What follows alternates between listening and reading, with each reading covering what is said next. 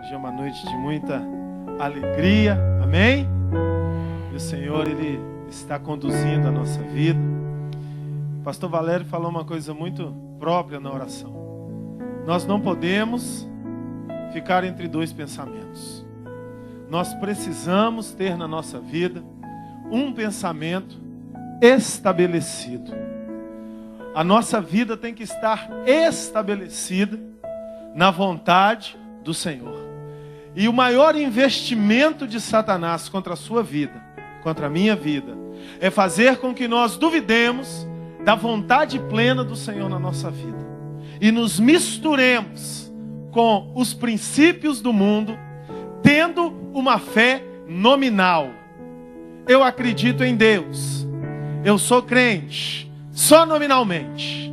Lá dentro do coração, a vida, a existência está involucrada, envolvida, misturada com uma série de situações, pensamentos, desejos que nos afastam da presença do Senhor. Esse é o investimento de Satanás. Para Satanás é muito bom se você estiver em cima do muro. Para Satanás é muito bom se você estiver dentro da igreja com o coração longe da presença de Deus e achando que está tudo bem. Mas hoje o Espírito Santo vem te dizer uma coisa: eu quero remover do seu interior toda mistura, para que você seja um homem, uma mulher de uma vida decidida no caminho de vitória. Você pode dizer amém por isso? Abra sua Bíblia comigo no livro de Jeremias, capítulo 48, versículo 11.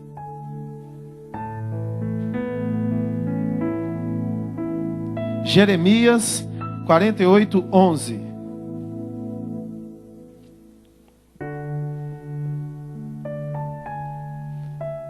Vocês acharam?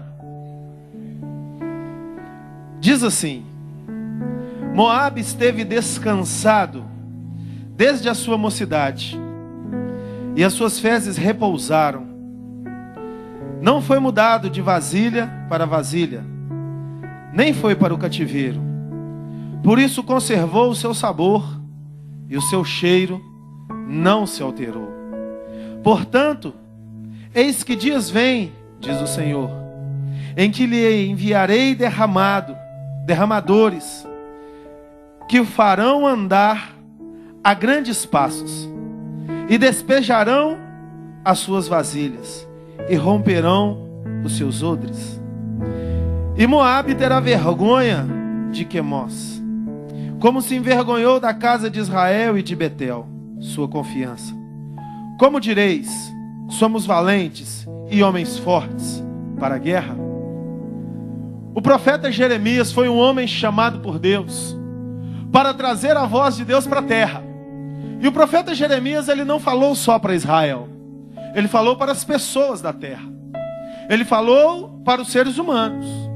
E Moabe era uma nação que não pertencia à aliança abraâmica, que não pertencia à promessa.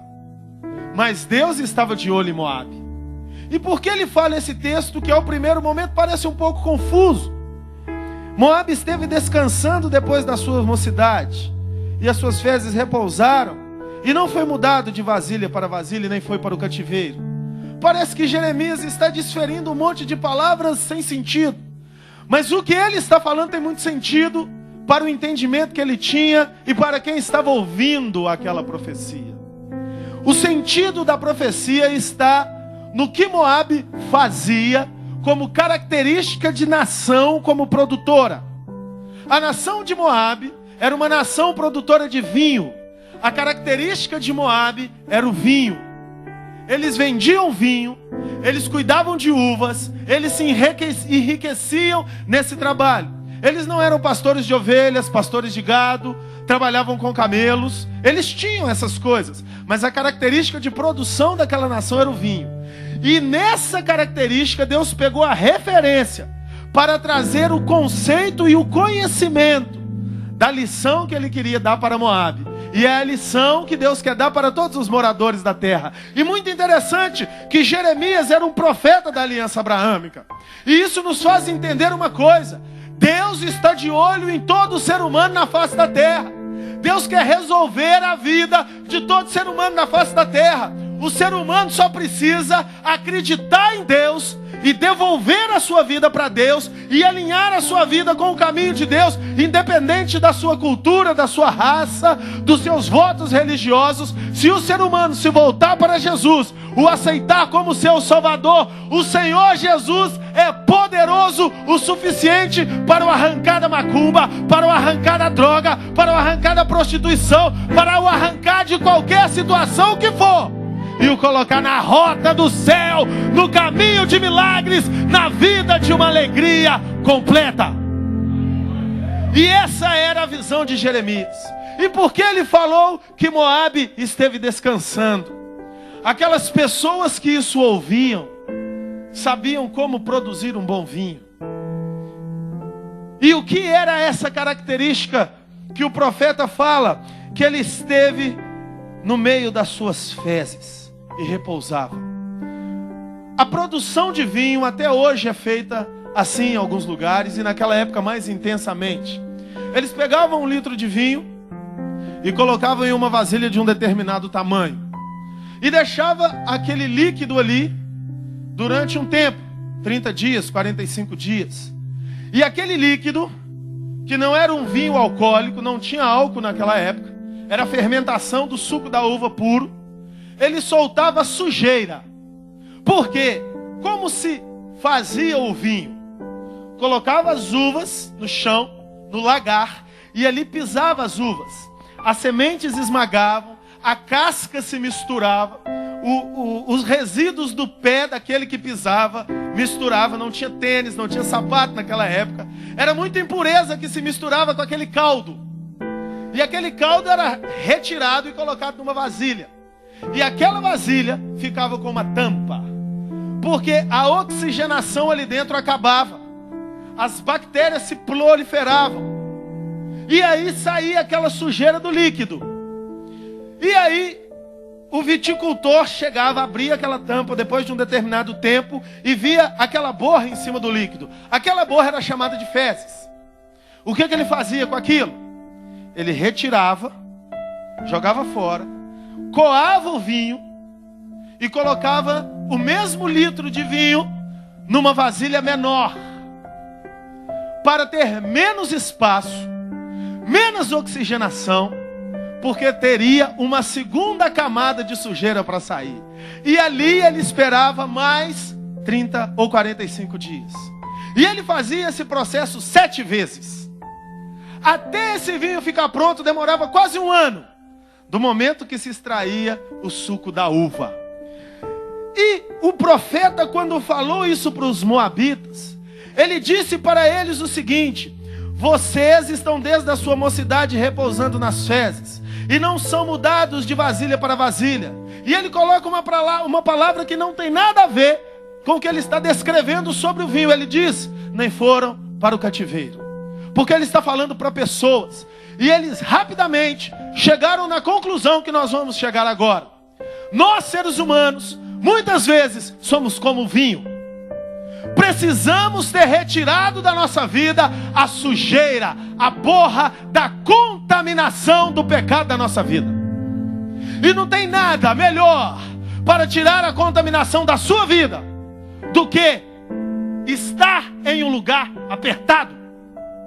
Está em um lugar que te limita, que não deixa você fazer o que você quer, que te coloca um limite de ação. Isso se chama caminho de obediência. Mas Moabe não quis isso. Por isso Jeremias falou para eles: vocês estão descansando numa vasilha sem tampa, estão misturados no meio das suas fezes. Eu quero te dizer uma coisa, meu irmão, minha irmã, meu amigo, minha amiga que está aqui nessa noite. Seja você quem você é, por sua conta, e sem alguém para quem você deva prestar contas, obediência, se sujeitar e se submeter, você vai errar a rota da justiça na sua vida. Você vai se misturar com o pecado na sua vida. E ele nem precisa ser público, porque eu e você somos apegados ao que é público, ao que os outros veem, ao crime institucionalizado. Mas dentro de cada um de nós existe um ser humano que sozinho, quando ninguém vê, toma as suas decisões. O que os seus olhos têm olhado? O que a sua mente tem pensado? Para quais desejos da sua alma e o seu coração você tem liberado a sua vida? Você tem se colocado em sujeição à obediência da palavra de Deus? Quando a palavra de Deus diz não faça. Quando a palavra de Deus diga não toque. Quando a palavra de Deus diz não vá. Quando a palavra de Deus diz não escuta. Ou você diz eu sou livre. Eu posso fazer. Tem um show de axé. Eu gosto da banda. Quem me proíbe? Sou livre. Não vou beber, não vou fumar. Mas vou ali ficar no antro dos demônios, balançando meu corpinho. E você, queira ou não, decida ou não, Satanás recebe a sua agitação como adoração aos demônios. A vida cristã é uma vida que tem que se sujeitar aos limites que a palavra de Deus nos põe. Existem limites para a sua vida. Você não pode fazer o que você quer. Você não pode usar o seu corpo como você quer, quando você quer. Existe um critério na palavra de Deus. Essa é a tampa do vinho, consegue entender?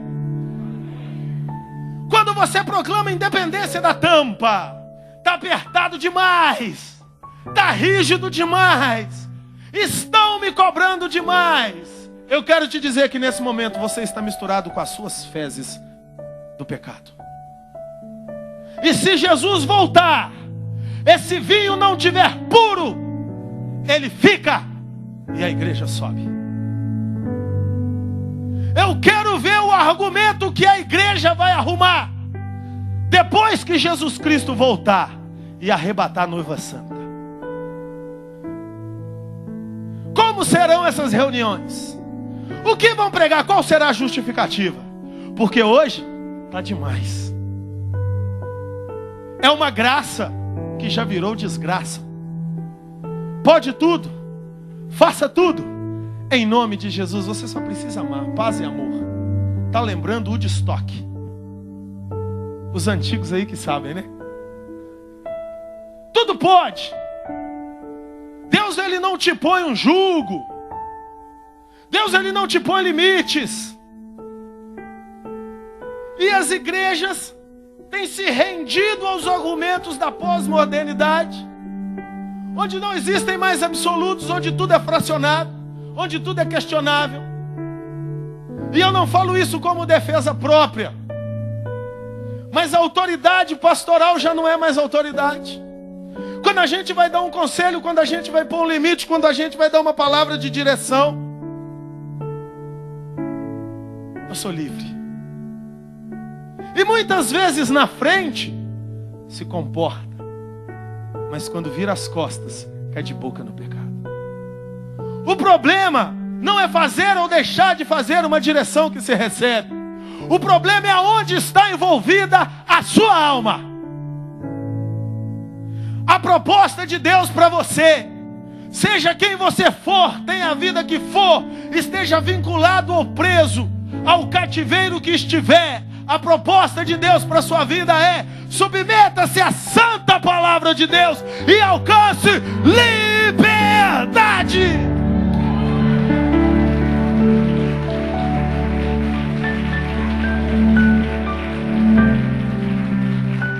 Porque é tempo da igreja se preparar para ir para o céu.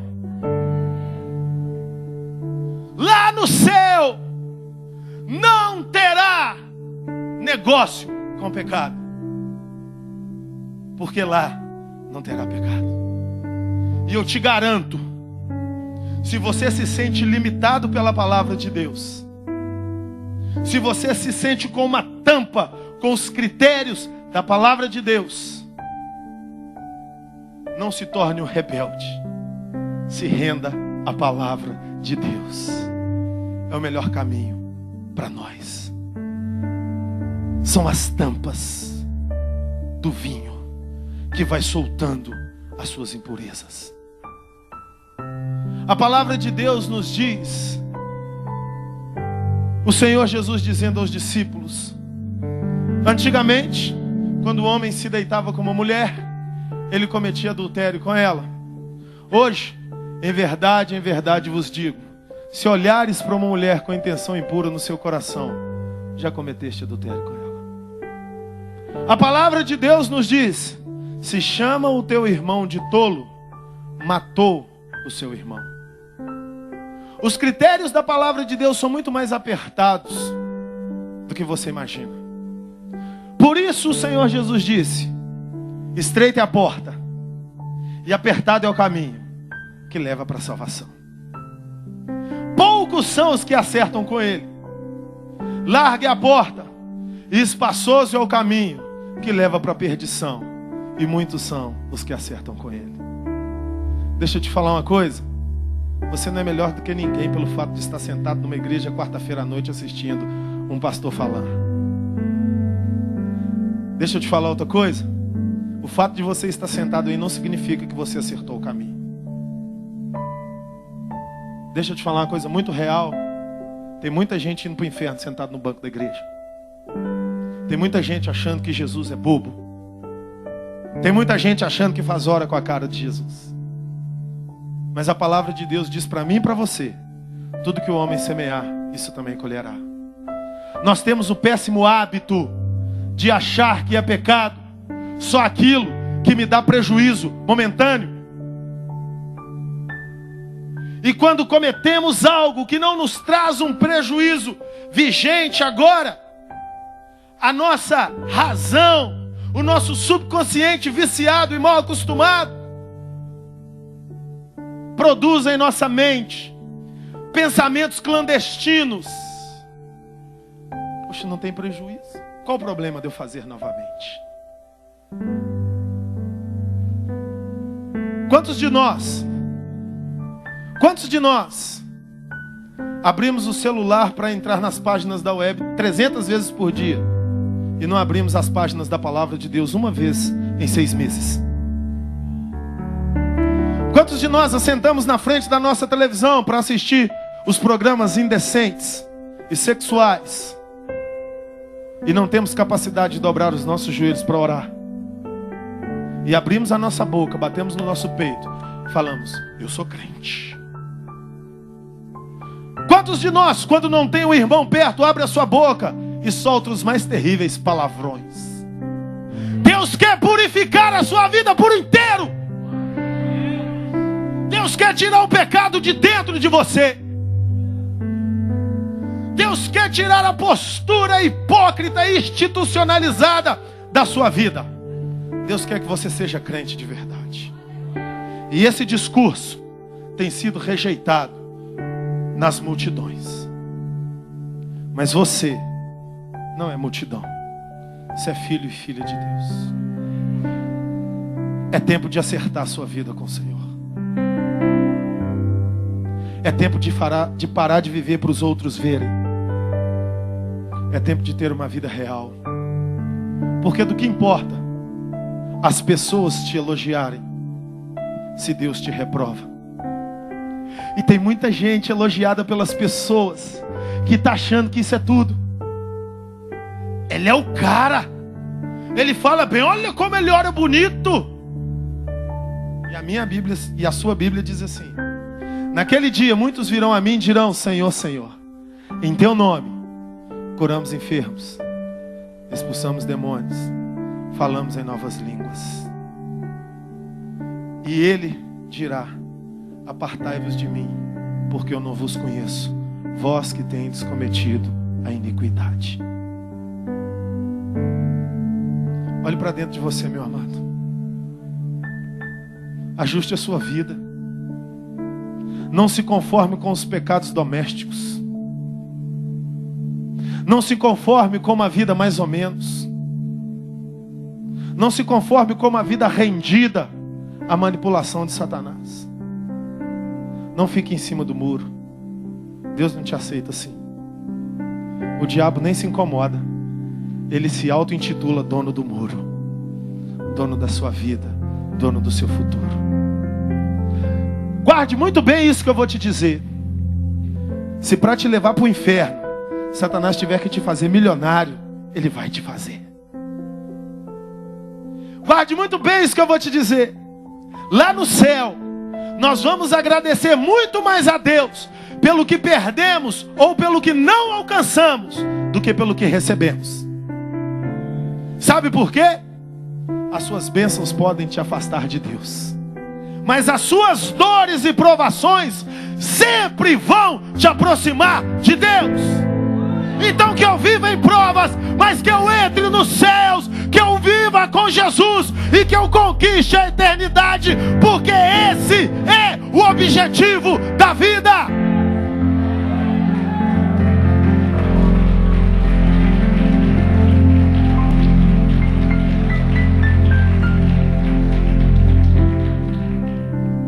Tem muita gente que não sabe por que nasceu. Tem muita gente que não sabe por que veio na terra. Tem muita gente que murmura da sua vida, que reclama. Deixa eu te dizer uma coisa.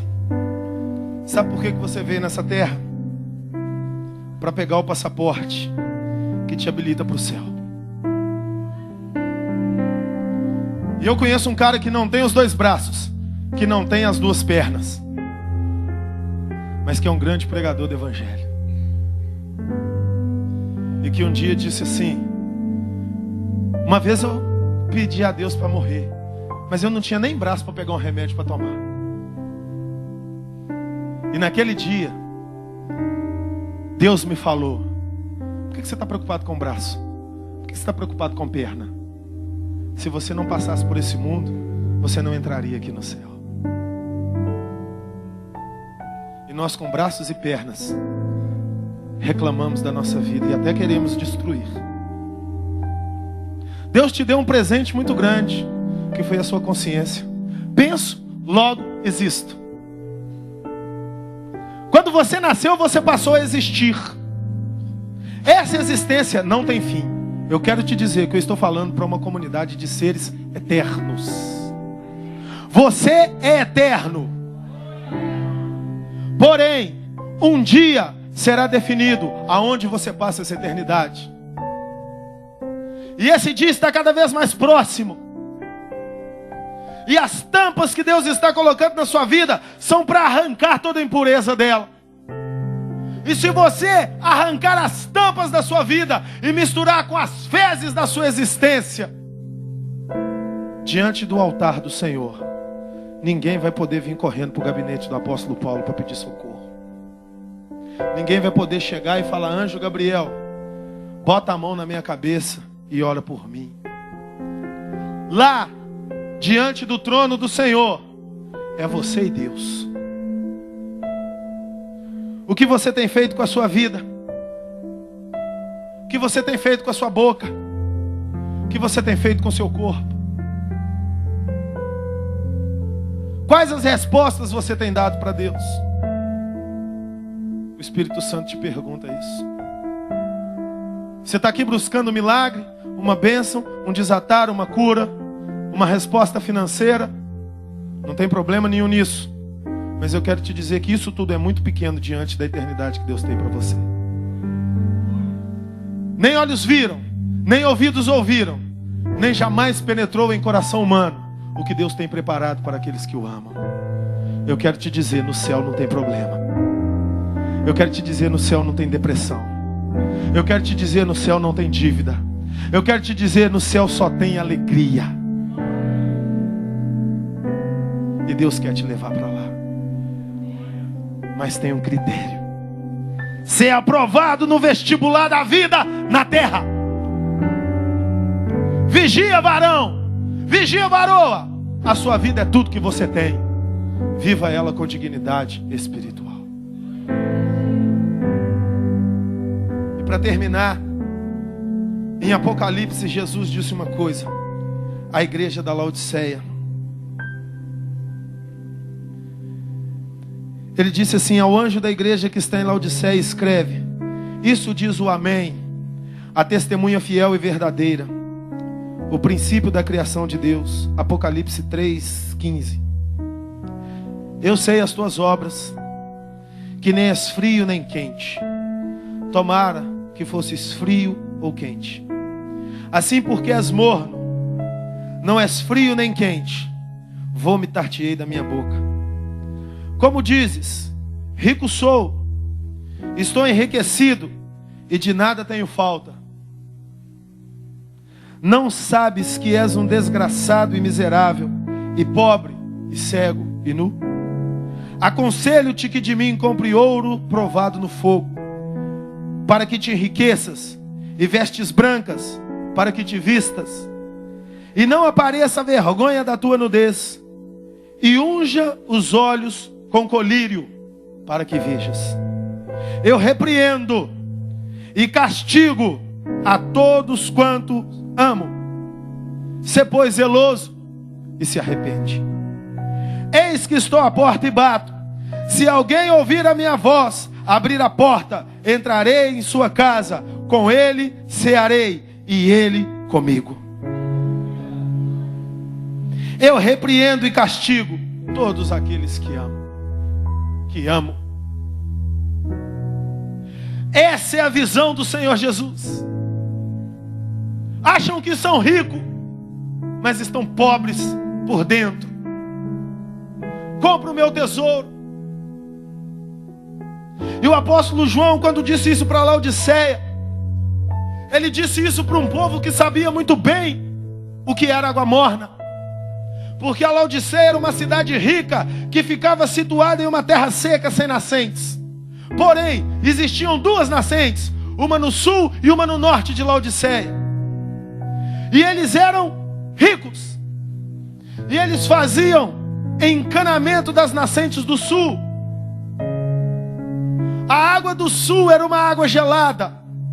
E os encanamentos de bambu, engenharia magnífica para aquela época, passavam debaixo das terras do deserto.